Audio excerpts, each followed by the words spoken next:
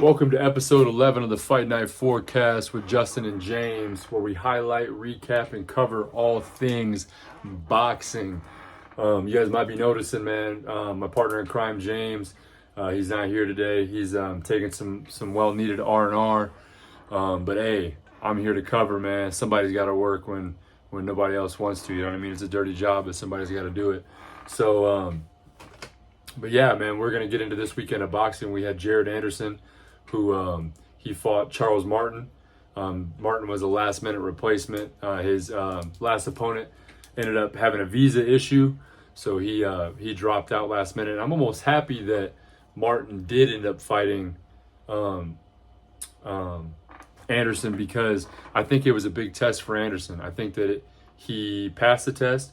I think that there were some things that Anderson saw in his game that need to be worked on before he, ends up fighting a top 10 guy like he called out at the end of his post-fight press conference. But, for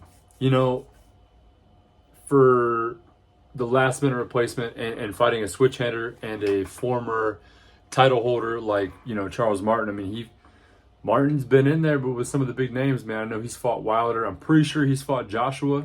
And I know he's fought maybe a couple other the top guys, So Martin's no slouch, man. And he 26-3, or maybe 4, something like that. Not a record to hang your hat on. And he's been in there with some good guys, He is aging a little bit, 37, but I don't think he looked bad by any means. He was getting his licks in there, So I think that this is a good test for Anderson. He passed.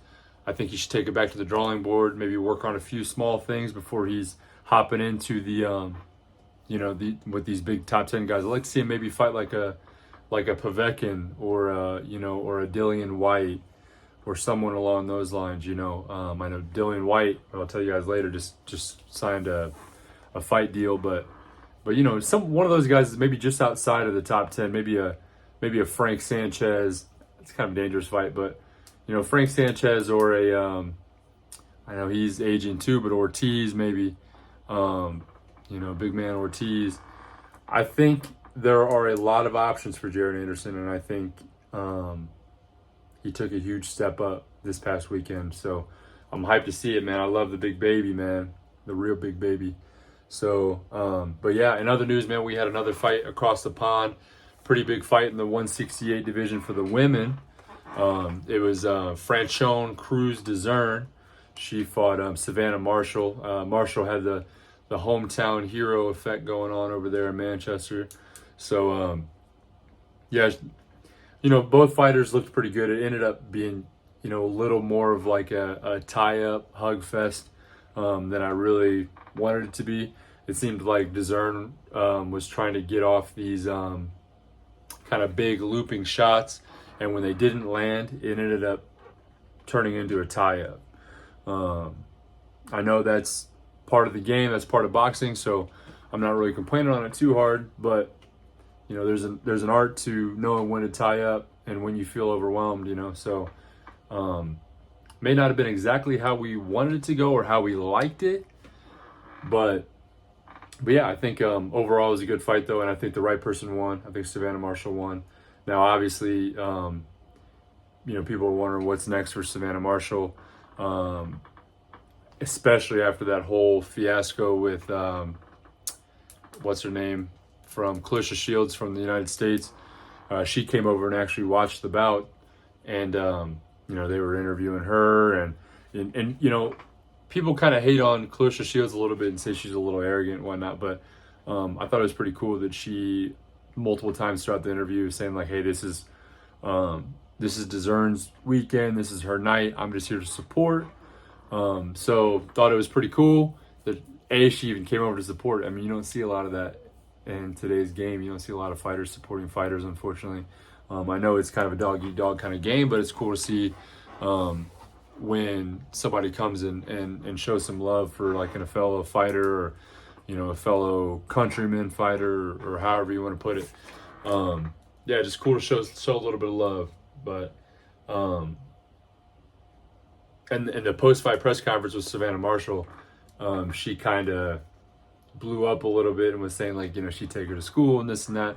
So I think that rematch is coming. I think the first fight they had was at 160, and I think that this second one might be at 168. Marshall complained at 160 of being weight drained and whatnot, and that she's a true 168er, which if you see Savannah Marshall, she is.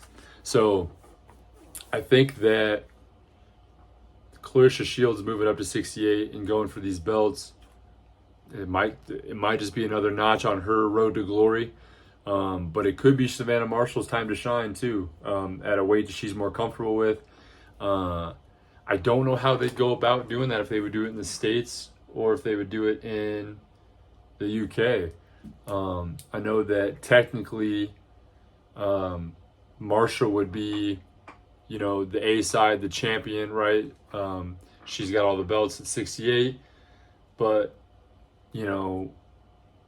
Clarissa Shields being Clarissa Shields, it's tough to make her a B side and tough to make her travel when she's a pretty big draw, to the sport, especially on the women's side, So I'd really be interested to see how that pans out. I think that I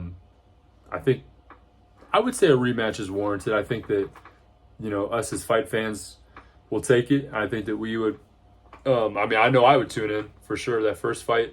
I know that Shields won by unanimous decision, but a lot of people complained about it being at the weight it was. Marshall moving down to fight somebody, and plus, like, you're fighting like one of the best women fighters on the planet, and a lot of people argue that I've ever done it. So, I'd like to see it. Bring it on. I think it's cool. Also on that same card, they had a big return, or I guess a big return, his next fight of Ben Whitaker. He's an up and coming pro that a lot of people have a lot of high hopes on. He was an Olympian in 2020 for the UK. And personally, I thought he looked good. I think he looked like a boxer who has 4 pro wins and 4 pro bouts. A lot of people were like, oh man, he was doing a lot of showboating, and they weren't very impressed with what he had going on. But you got to realize, man, like, he's only had 4 fights in the pros, So I think that the problem is we get someone who is a really good Olympian, and someone that we just get really excited about, and we just want them to be 10 fights further than they are, But you have to realize, a lot of these guys, especially the first 10, 15 fights, man, they, might not fight the highest quality opponent, or they might not have their style down yet, you know what I mean? So I think a lot of people thought that there was much more that they could have, that Ben Whitaker could have got out of that fight. A lot of people were like, man, he could have cut the showboating out, this and that. But I think he fought a pretty decent veteran fighter. He got him out of there, TKO. So I'm not sure what else, you could really want out of him. He got another W on his belt. He's 4-0 now.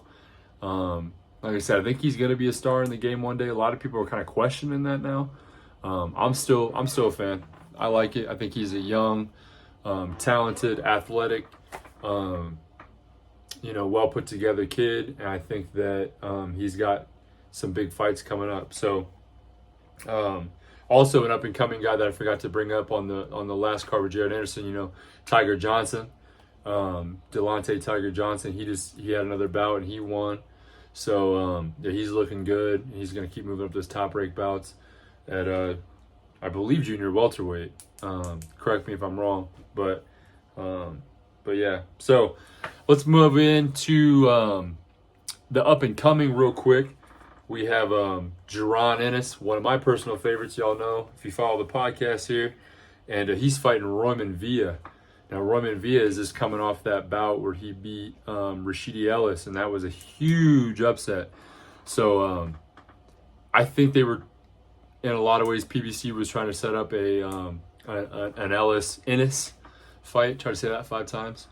But obviously that fell through because, Rashidi Ellis lost. So I think they're just plugging and playing Royman Villa in there, and I think it's well-deserved.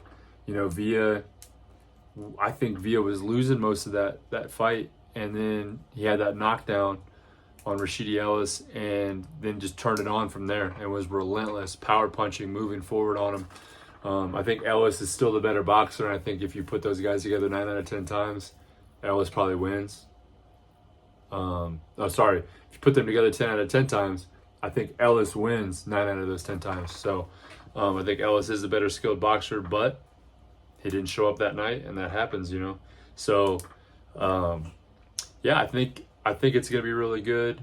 I think I'm gonna go with Ennis probably. I think this is just another stepping stone for Ennis. This is just gonna set up bigger and bigger fights for him, especially now that we are getting the the Crawford Spence. You know, I know they might have a rematch or two in there, but I think Ennis is waiting in the dark, and his time's coming pretty quick. You know, so yeah, I think it's gonna be.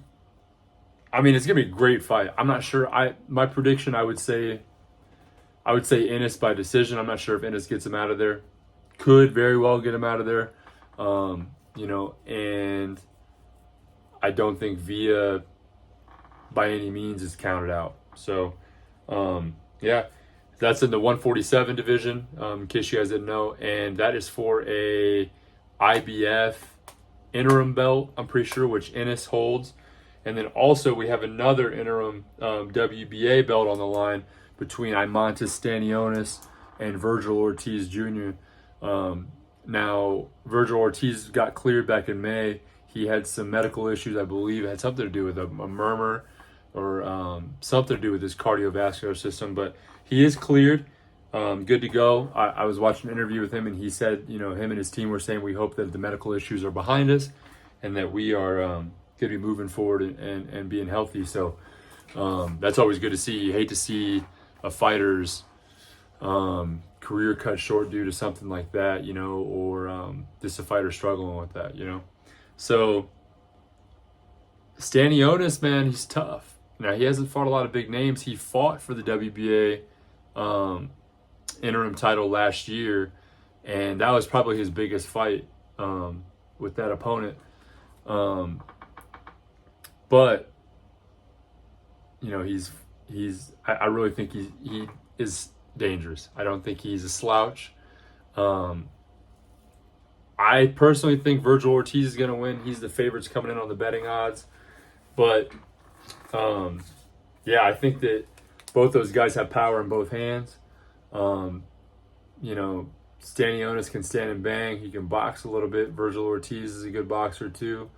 I'm kind of curious to see how the styles match up, but I think that at the end of the day, we're in for two good bouts in the 147 division. So, and keep your eyes on this, man, because this is going to set up some big. I mean, these guys could end up fighting each other. You know, the winner out of both bouts could end up fighting each other, and then from there fight somebody like Crawford or Spence or whatever. So, yeah, I think the 47 division is pretty exciting. Last week, I know we had the question of the week, what your favorite division was, and me and James both ended up saying 68, but 47 is for sure a close runner-up for me. So just because there's a lot of exciting guys in that division right now. So moving on, we have a Canelo-Charlo update, and the update is we all had the wrong Charlo. That's all it was. It's Jermell Charlo, the 154 undisputed champion.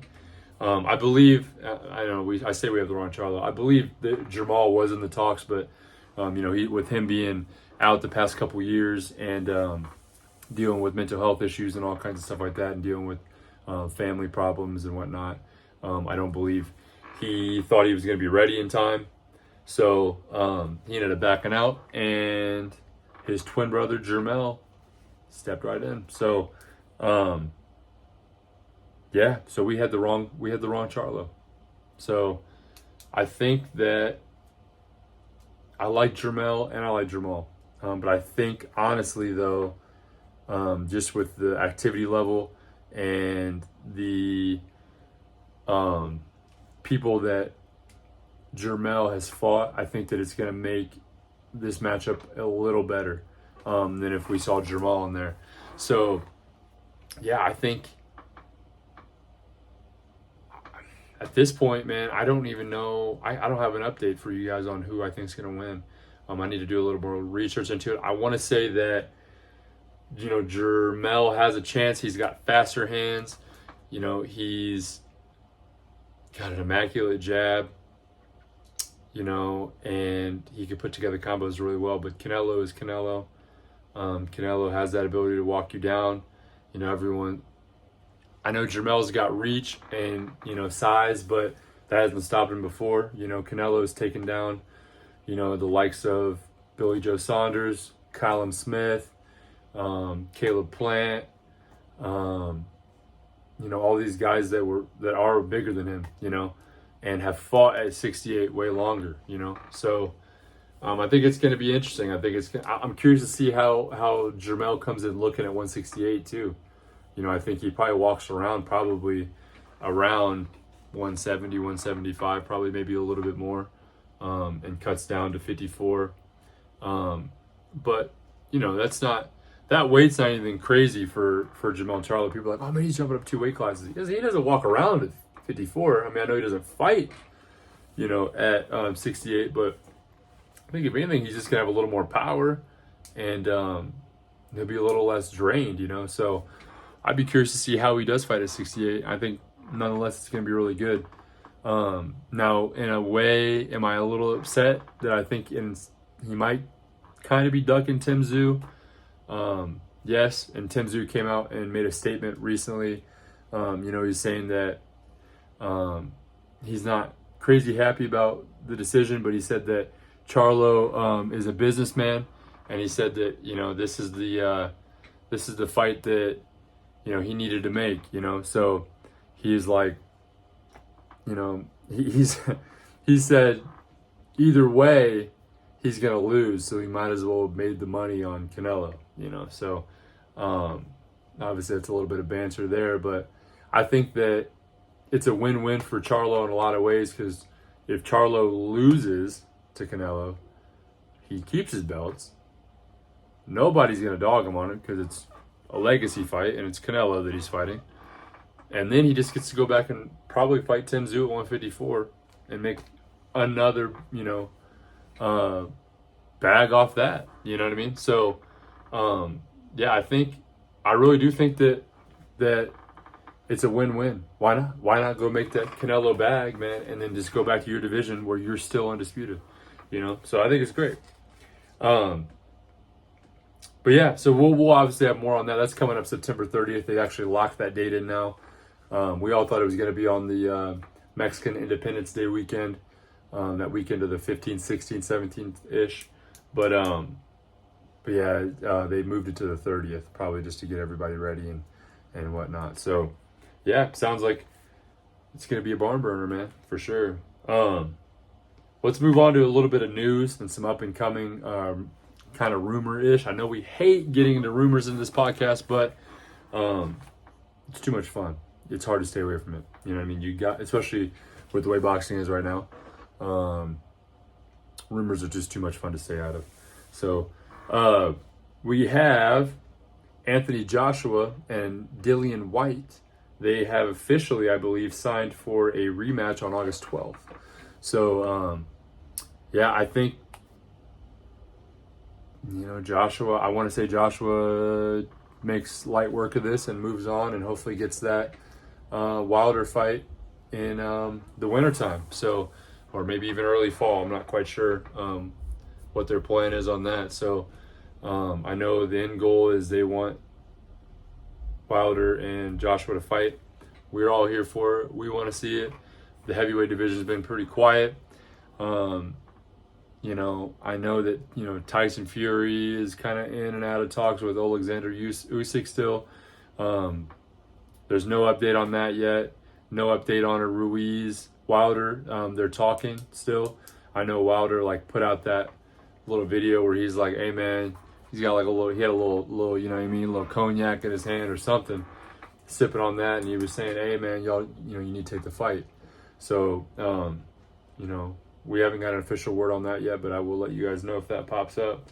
So, in other news, though, they're looking to make a Yordenis Ugas Keith Thurman fight, possibly. PBC put out that they're exploring the options on that. So I think that'd be great. I want to see Keith Thurman back in the ring, staying active, and moving towards his goals at 147. And who's better than Ugas, man? Ugas just came off. I know he came off that fight with Errol Spence, and he had an injury, but I think that he's gave that plenty of time to heal. And I think that I want to see Ugas back in the ring. He's a tough fighter, good Cuban-style fighter. So I think that'd be a great fight. I mean, I don't know if it'd be pay-per-view worthy, but, Thurman's a big enough name that they probably will make it a pay-per-view. So, but I think that'll be a good bout. And then final bit, a little bit of rumor news that we have. I have Shakur Stevenson and Devin Haney are in talks right now to make a bout happen for that undisputed at 135.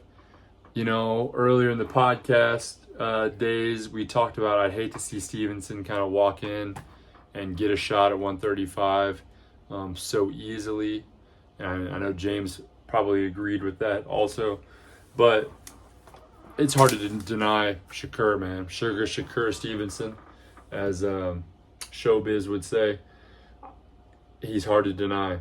He's so good, man. He really is. And he's really been lining him up and just knocking him down. Anybody you put in front of him, he's just outclassing him, So the news, though, that I had seen was that Devin Haney put out an initial offer for that fight at a 75-25 split, 75 going to Haney, 25 going to Stevenson.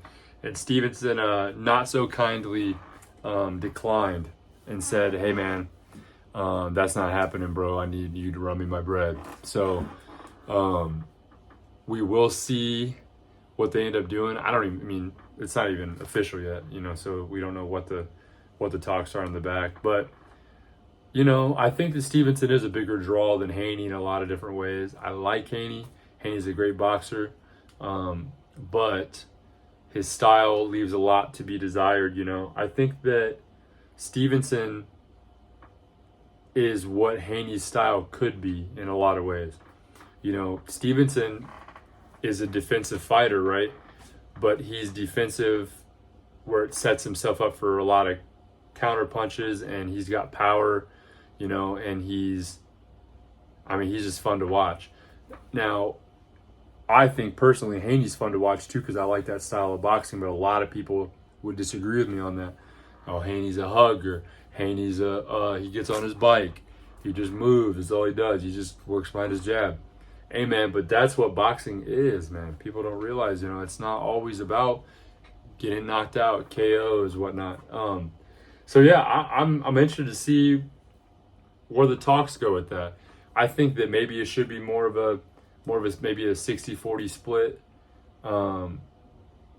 somewhere along those lines. I know that everyone's saying, hey, Haney took a huge pay cut to go fight Kambosos, but I don't know. I think in some ways Kambosos was just more of a draw than Haney was at the time too. He just came off the TO win and all that, and I don't know if this is true, but I know they said something about Kambosos made $10 million, and he did the 75-25 split, which would have, only gave Haney maybe a couple million or whatever, So I don't know if I don't have the fact checks on that, but I don't know. I don't think you can get away with giving Stevenson 25%. Like I know that's Haney's argument in that is like, hey man, I took a huge cut going to fight Kambosos and down under in Australia, but I think Shakur is more of a draw in this, and so I just think he is owed a little more money. I think that both guys are going to bring eyes to the sport, eyes to that fight. It'll probably end up being a pay-per-view, I would assume. It's got to be an ESPN pay-per-view on Top Rank. Could imagine them doing that one for free, or with the ESPN Plus membership. But yeah, so yeah, we'll look forward to that. But yeah, hey, thanks guys. Appreciate y'all tuning in, man. 11 episodes down, man. It's amazing. Amazing. Everybody commenting and showing love and liking.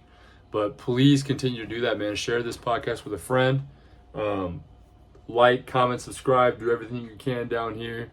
Man, it helps the podcast more than you know. Helps us with the algorithm and all that, and gets us pushed into more people's feeds, man. We just want to share the love of boxing with everybody, and do a little news on the way. So shout out, Regain Drink.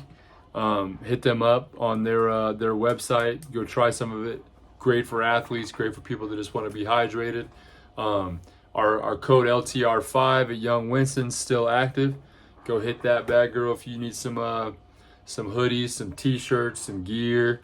You know what I mean? We got, it's vacation season, man. They got great backpacks over there that you can use. Slam that sucker on your back, take it on a little trip with you. You know what I mean? On a plane ride, whatever, train ride, car ride, bicycle ride, whatever you want. So, but yeah, thank you guys for tuning in, man.